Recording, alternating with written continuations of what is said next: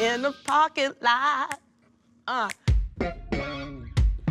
Souvent comparée à Missy Elliott pour ses rondeurs et son militantisme LGBT, Melissa Jefferson, alias Lizzo, est à 28 ans l'étoile montante du rap indé de Minneapolis, la ville de feu Prince. En 2014, elle chante l'album du Kid Art Official Age. Mais les deux artistes ne se sont rencontrés que par téléphone interposé.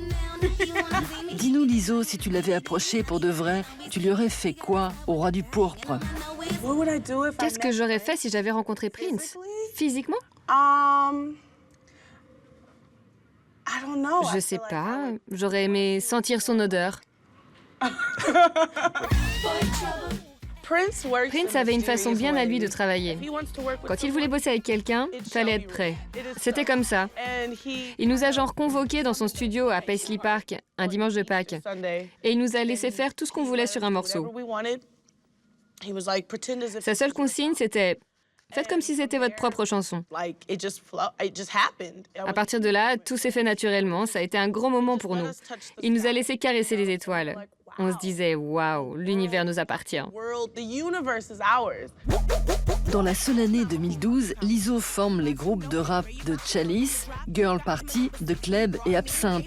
Une effervescence qui porte ses fruits puisqu'en 2013, Melissa sort son premier album solo, Lizzo Bangers.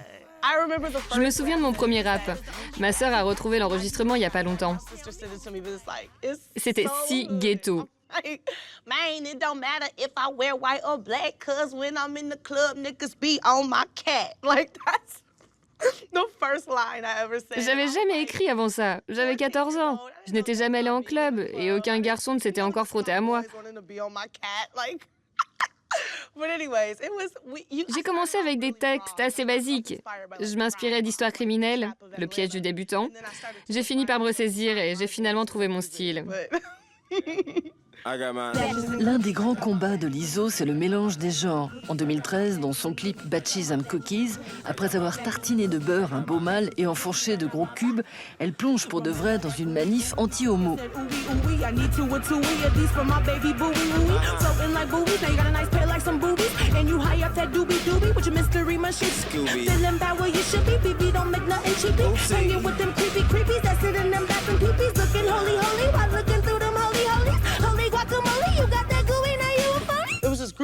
Il y avait ce groupe qui protestait contre le mariage homosexuel.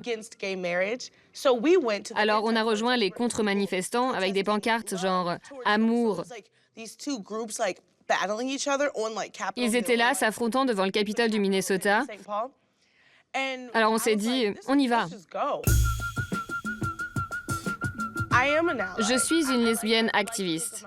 C'est important pour moi de me mettre en scène comme ça dans mes clips. Tout ce que je peux faire pour défendre cette cause, je le fais. Je me bats pour toutes les formes d'amour.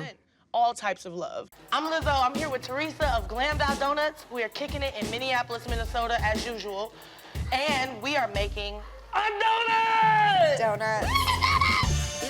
En 2014, Lizzo se frotte à YouTube. Dans sa mini-série en forme de journal de bord, Big Girl, Small World, elle nous présente ses copines de Minneapolis. Am I doing it right? You're doing it perfectly. It's rolling off the table. Yep. So yeah, always. Okay, sorry. Always. A Exactly. pizza pie. Yep. I start in the middle and roll out towards the edges. Oh, It's yeah. It's always fatter in the Can middle. we cue like sexy porn music Yeah, right exactly. now? It's supposed to be too hard. Donut. Just yet. Sorry, Mom. En 2015, Lizzo est l'invitée du festival Chorus à la Défense de Paris.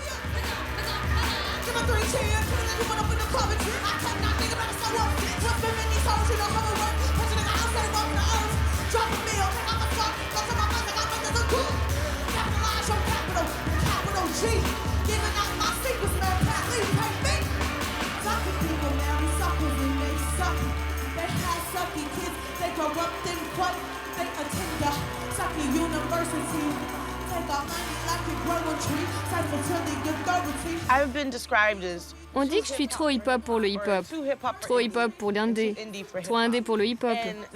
Je n'ai pas de case. Il n'y a pas de genre pour me qualifier. Il y en a d'autres dans mon cas, je ne suis pas la seule.